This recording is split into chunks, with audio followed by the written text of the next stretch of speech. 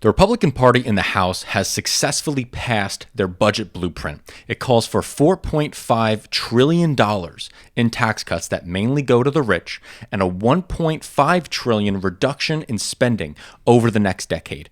Where those spending cuts is vital to understand the importance and the objectives of the current Republican Party. Yes. So what is this $4.5 trillion in tax cuts going to?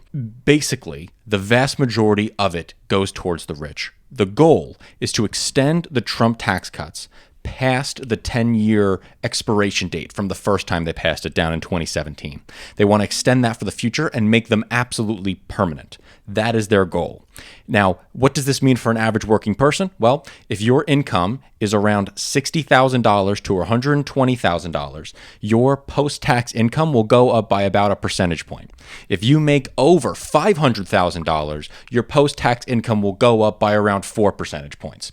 So it is a tax cut mainly and driven by the benefit of the wealthy. And of course, that 4% is on a bigger base. So you're getting a much bigger volume dollar amount. Huge return on your investment for all the rich people who supported the Donald Trump campaign.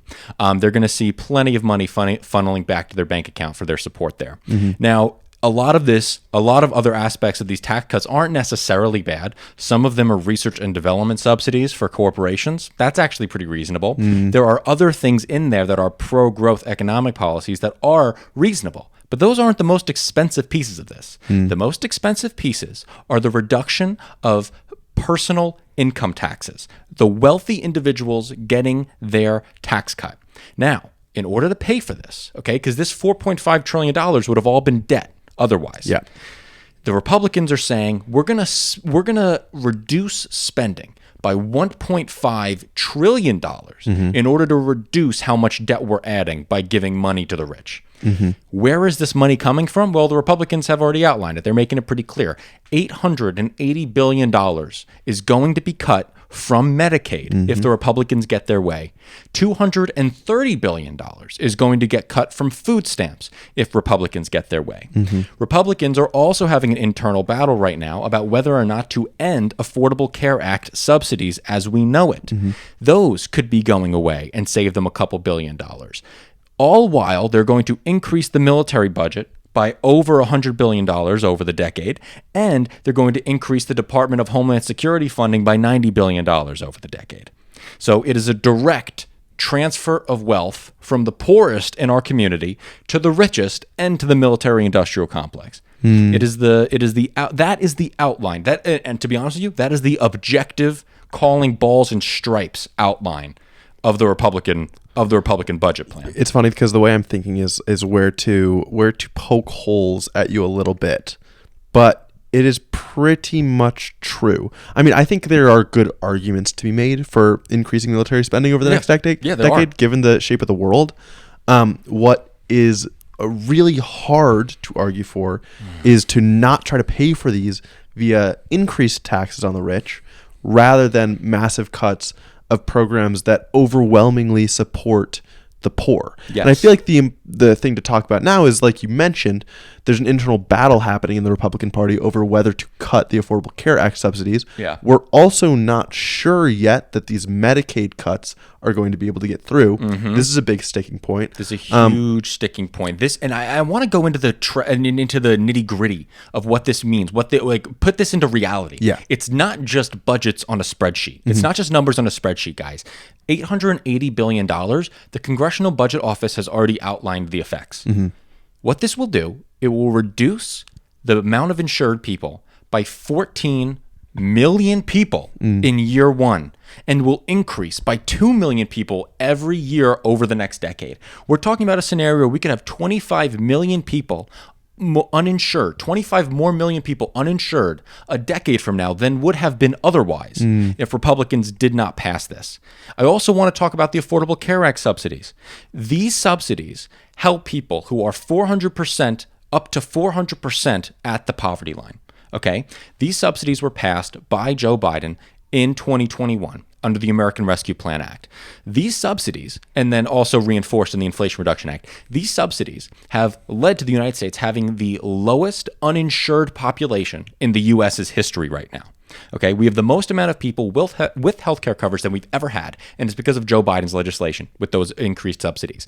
The Republicans need to pass a bill this year to extend those subsidies. Otherwise, states like West Virginia, Northern Texas, Northern California, Eastern California, the Republican sections, rural America, their premiums on their health insurance is going to go up by around 200 to 300%. Yes. I'm going to show a map on the screen right now of Illinois. Notice that the real damage here is the rural areas of Illinois, not Chicago. Not Chicago, because more people have money in Chicago.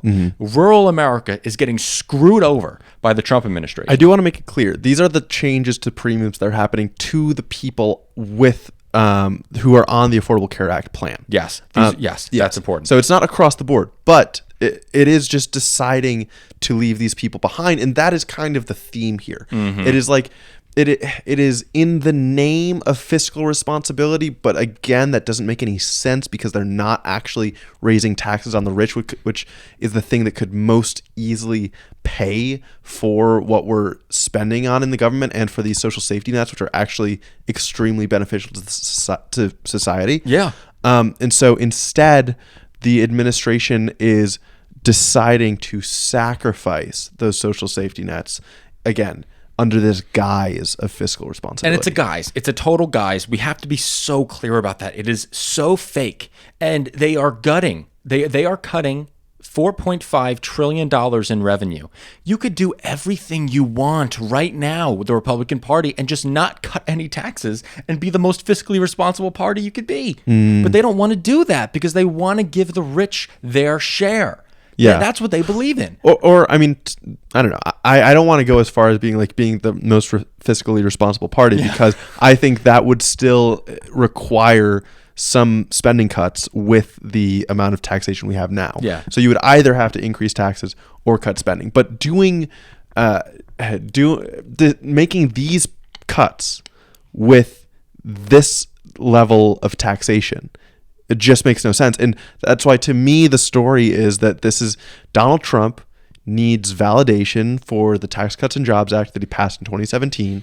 And so he's going to make sure that an extension passes to affirm that it was the right decision to make and that it's the right decision to make now. And he is going to sacrifice what he needs along the way to get that done. Now, yes, we are being very critical here of something that hasn't passed and that we've already mentioned does have internal Republican opposition against it. Yes. So we are absolutely going to reserve judgment until this thing is actually passed. And maybe the story that I just laid out will be completely wrong.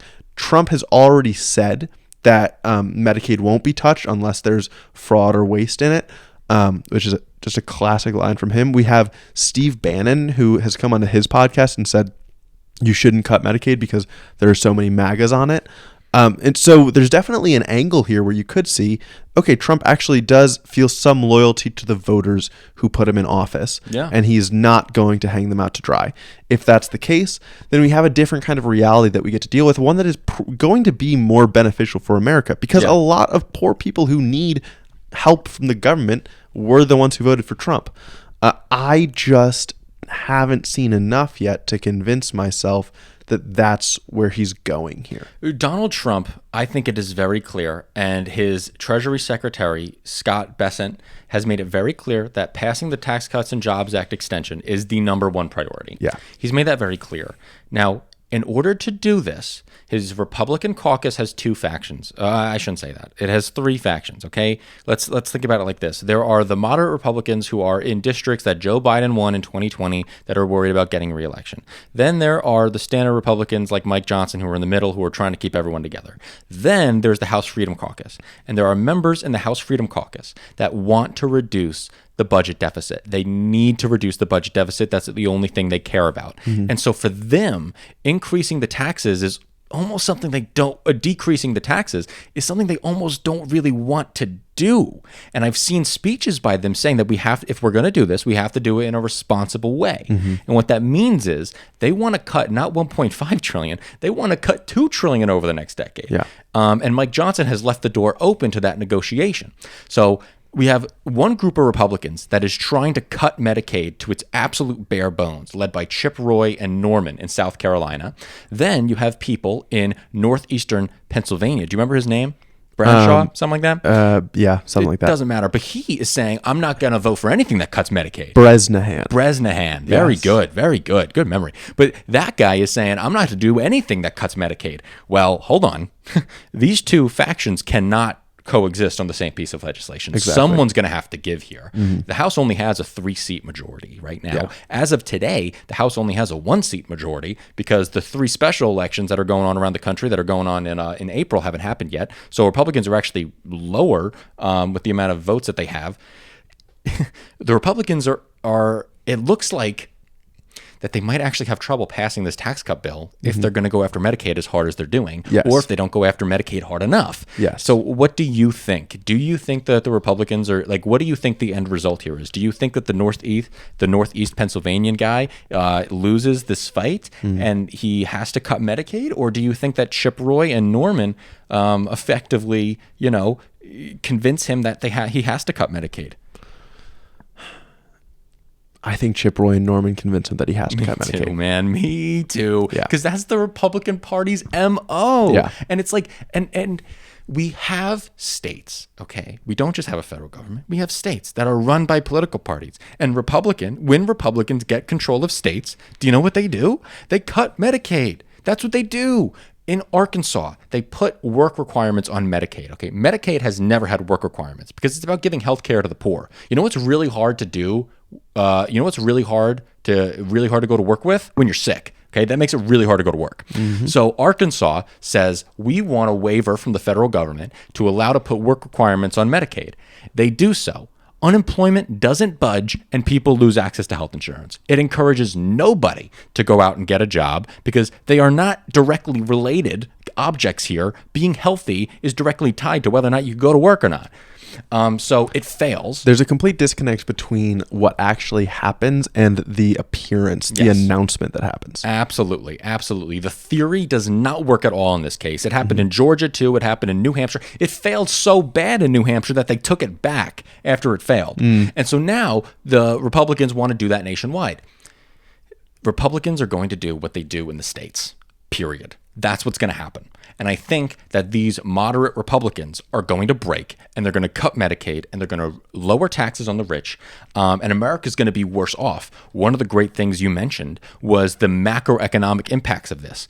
The largest portion of American GDP growth is consumption. Well, guess what, guys? It's going to be a lot harder for Americans to consume if they're spending more and more money on their health care. That's going to put a lot less money into the hands of the manufacturers and the industries that are growing the American economy. Yeah. Although I must say, I was thinking about that afterwards, and depending, okay, you have tension here between the desire to fuel the American economy and to keep it growing, and our massive debt, our deficit, our fiscal situation.